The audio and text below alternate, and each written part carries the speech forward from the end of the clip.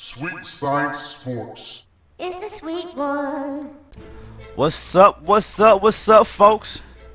Sweet Science Sports and McDojo, the sweetest sports channel of them all. This is your man BG Aloysius. Alright, man, today I want to talk about Evander Holyfield. I got this article that is titled Legends Fall, The End of Evander Holyfield, written by Thomas Hauser.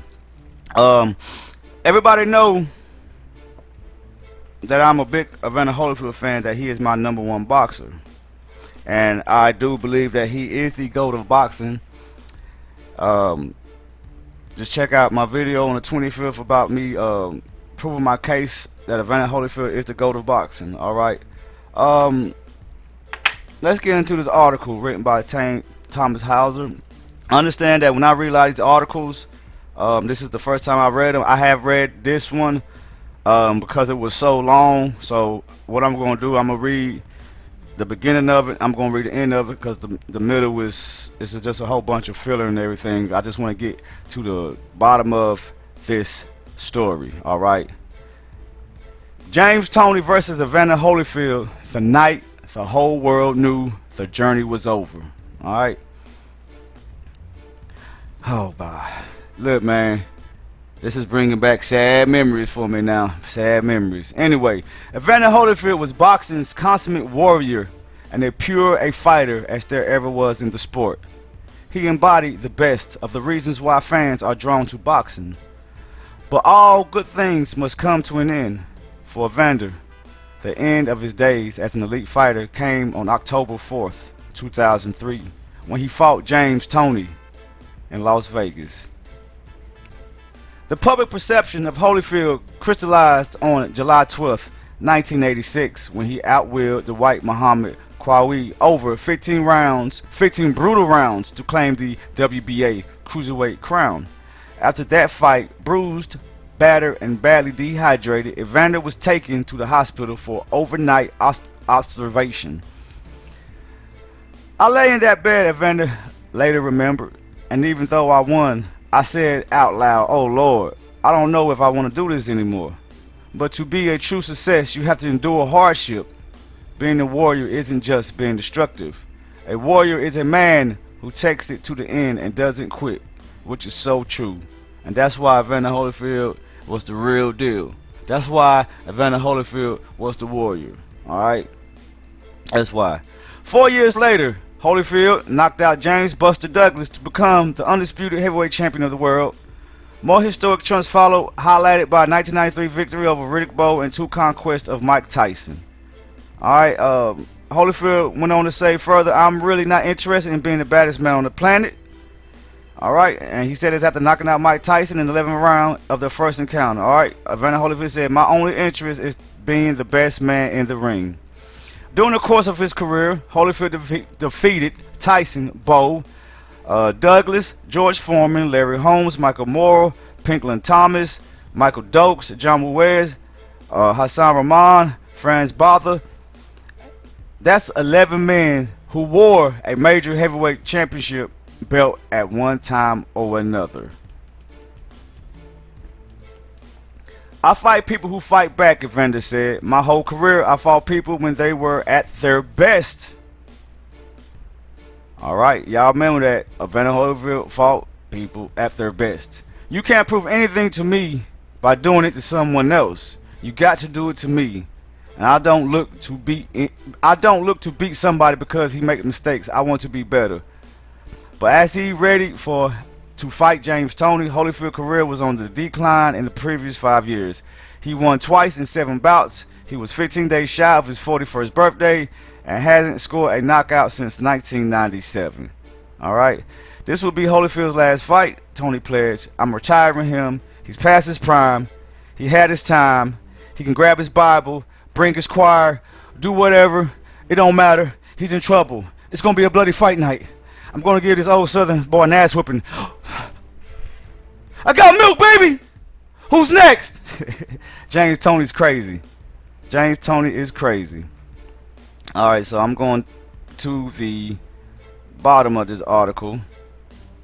Alright.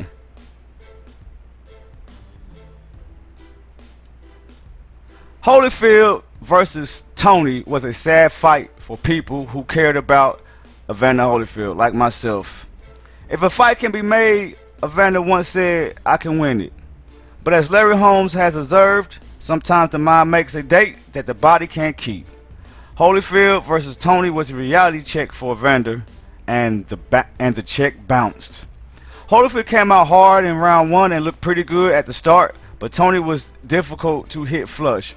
Finally, in round 3, Evander Holyfield whacked James with his best right hand and nothing happened. Then, in round 4, Toney hit Holyfield back solidly and Evander wobbled. Thereafter, Toney beat Holyfield up. By round 7, he was hitting Evander at will with right hands. In the past, Holyfield had been on the opposite side of the same equation. Once he had been the young fighter facing aging lions like George Foreman and Larry Holmes, and of course, there were times when Evander had taken beatings and come back to prevail, but not this time. By round 8, Holyfield's face was swollen and blood was streaming from his mouth. In round 9, a barrage of blows punctuated by a brutal body shot put him on the canvas, most likely. Nay, they would have allowed the fight to continue. After all, Evander was boxing's consummate warrior. But as Holyfield rose, Don Turner stepped into the ring and halted the punishment. For only the second time in his career, Evander Holyfield has been knocked out. Whatever else Turner might have done in boxing, that was his finest moment. All 3 judges had Toney comfortably ahead at the time of the stoppage. In his dressing room after the fight, Evander glanced at his image in the mirror, opened a bottle of water, and took several gulps. Then he slumped in a chair. I got beat up, he said, to no one in particular. The body shots got me. Toney got off before me. He out-hustled me. He beat me to position. I found myself thinking, not reacting. I was a step behind all night. Holyfield bowed his head, not in prayer, but in disappointment. For the moment, the emotional pain seemed worse than the physical. I don't have any excuses, he said. My shoulder didn't bother me. I felt like I had a hurt shoulder, but the left arm was fine. The shoulder wasn't hurt at all, but I'm not ready to retire. I'll go home, rest a while, and look for a signal from the Lord. All right, and everybody should know Evander Holyfield had to have shoulder surgery. Anyway, there was a post-fight press conference marked by a standing ovation from the media in Evander's honor. Then he journeyed through a maze of back corridors and up to his suite on the service elevator. I feel good, he told the friends who gathered around him in the living room. I got beat, that's all. I got my head up, so don't you all be sad. That would have been good. That would have been a good time for Holyfield to end his career as an active fighter, but he didn't. He fought 10 more times over the next 8 years, beating Jeremy Bates, Frez Oquendo, Vinny Madelon, Lou Tavares, and Sherman Williams, and was trailing on points when the bout was stopped and ruled no contest after Evander was cut by an accidental headbutt. But those fights were fought without Don Turner in his corner. The 2 men had worked together for 16 years against the likes of Mike Tyson, Rick Bowe, and Lennox Lewis. Since 1994, Turner had ready Evander to battle and watch his back once the fighting began. Now his services were terminated. Toney was slick and hard to hit, Holyfield explained after Turner was fired. So I was playing possum to lure him in. But Don didn't understand that and didn't have faith in me as a fighter, so he stopped the fight. I can't have a trainer who doesn't believe in me.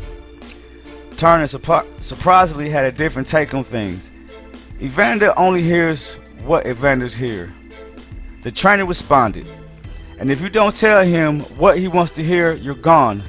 I'm a big fan of reality, and the reality is that Evander Holyfield isn't what he used to be. I told him so and got fired, but I'd rather lose my job than go to a funeral. Sound like a little bit of Deontay Wilder going on. But you know what though? I think a lot of these boxers, especially when they get to a certain level, they get to a point where, they feel like that their trainers or whatever should do exactly what they want them to do. And sometimes you get fired for not being a yes man.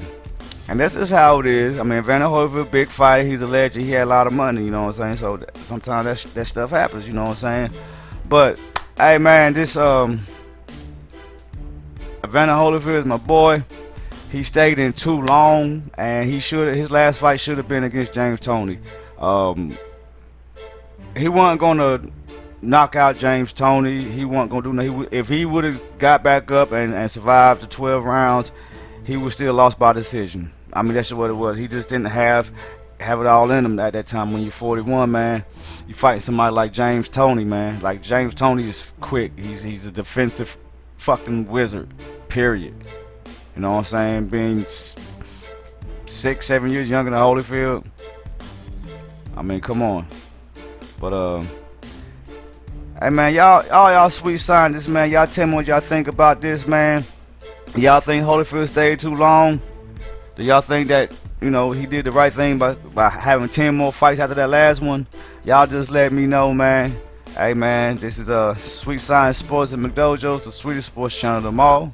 This is your man's BG Aloysius.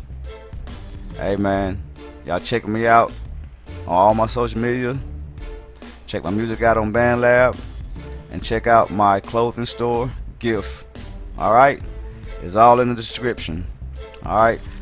And y'all do one last thing for me, and that is to keep banging. Peace. Until next time.